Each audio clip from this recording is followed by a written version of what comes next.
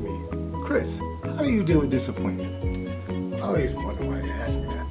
Like, what the fuck? Like, do I look like the guy who's always disappointed? Like, how does that come into it? Like, why do you just walk up to somebody and say, how do you deal with disappointment? But I know it's usually because I'm talking to them about being your better self, challenging yourself, avoiding nigga shit. So I get why they ask me, but I always go like, what? My disappointment's been that public that that I would just know about disappointment. Like, oh, yeah, that guy right there. Yeah, look at him. Yeah, he looks like he understands disappointment. But no, that's not me at all.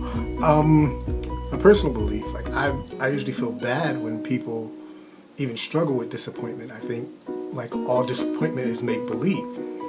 I like to believe that disappointment, when things happen, you're in that time, you're doing what you need to do now. So you're not responsible for it. As long as you try your best and you do what you know how to do, you shouldn't be disappointed knowing that you did your best. Now, granted, when things don't turn out exactly how you planned them to, you don't have any control over that. So you use that as a learning point. At least that's what I do. I like to figure out like, hey, all right, I'm just doing this like this. This is a prime example. So I was like, you know what, I'm gonna write a book and I'm gonna do this self-help situation on a site or whatever. I didn't know how to do that. So it's in the process of building itself and I am learning so many things. I'm learning how to do websites, I'm learning how to do all of this stuff. So I look at it that way. I think like when people tell you, they're like, oh, well, why won't you just write a book? Why do you want to do the website and the book and the podcast and because that's how I envisioned it in my head. So I'm going to do what's in my head. And then they'll go, oh, no, why don't you do one at a time? And then you can do, telling me to lower my standards. But if I do that, I won't do anything. Like I expect the most of myself. Like, and you should expect the most of yourself as well. Who's to tell you like, oh, don't do it that way, do it this way? I like to believe that, you know, all disappointment is make-believe. Like, how would I put this? Let's see, because you know I always do, so you all know, like I do bullet points. I'm not reading a script, but they're like bullet points.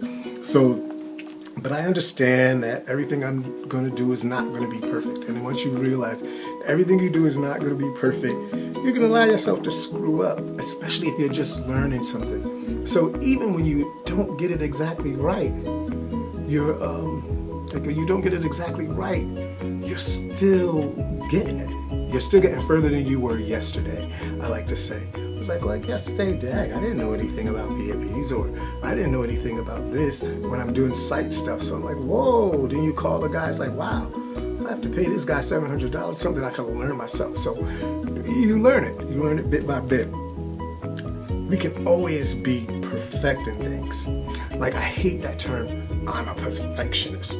I'm not gonna do it until it's right. But the reality is a perfectionist is someone, like people who say that, they always say, I'm a perfectionist. So then why don't you do something? They always like, I don't want to do it because I'm a perfectionist. That's not the definition of a perfectionist.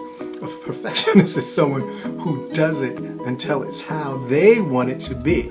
That's a perfectionist. So if you never do anything, then how are you a perfectionist? I think that's like a BS thing that annoys the freaking hell out of me. So next time when someone tells me I'm a perfectionist, that's usually an excuse to me that they're not doing anything. And I was like, okay, so what are you perfecting? Then that's when they get quiet. And I was like, well, how much did you do on that? So how can you compare your perfect version to that? So that's why I don't get disappointed, because I look at it as learning. Like, if you do that, like, it stops the process. You should never stop the process because you're always learning. So if I get disappointed, let's use a relationship. I'll use a relationship. Say it's somebody I've been dating a while, or we can even use business. We could use any relationship, a business relationship, a relationship, anything. It's like, all right, you spend this time, you work into it, and you see exactly what you want to do, how you want to do it. And it doesn't pan out. The person's an asshole. The other person doesn't agree with the contract. So do you sit there and get disappointed? Or do you go, okay, this person's an asshole. I don't want to deal with that. I'm out of here. I'm not telling you to run. I'm telling you to say like, okay, so what was asshole-ish about them? And go, okay, now are they an asshole because I did this? Or are they an asshole because they're just a good old-fashioned asshole? So when you weigh it and you do, pros and cons. I'm famous for a pros and cons list. That's another talk. But I'll tell you, this is what you do. You don't let it stop the process. The process is key. If you're not doing anything, then you're just wasting time. Don't get me wrong. I believe in dreamers, but a dreamer with no doing, that's nothing. It's just a dream. I always say the dream is free. The grind, well, that's sold separately. So if you're on your grind and you're perfecting something, I guarantee you it'll come out how you want it to come out. But you have to do something. You have to be in the present. When things aren't going the way you want to do it, you just have to be in the present. You have to be like, well, look, this is how it went today. That doesn't mean that's how it's going to be tomorrow. It gives me an opportunity to tweak it for tomorrow. Because if it's yours, nobody can take it. It doesn't matter if you tell someone your idea, like I have a learning mindset is like, damn, if this is fucked up, what can I learn from this? If I don't know how to do underwater basket weaving, but it's what I want to do, I have to find out what you need. Do you need a pail? Do you need a bucket? Do you need a pool or access to a pool? And what do you use to weave the basket? Do you use waterproof stuff? Do you need raffia? What do you need? I don't know anything about underwater basket weaving. I'm just using that as like the lamest thing in the world that someone would want to do. Except for, of course, you underwater basket weavers, because someone needs to do it, right?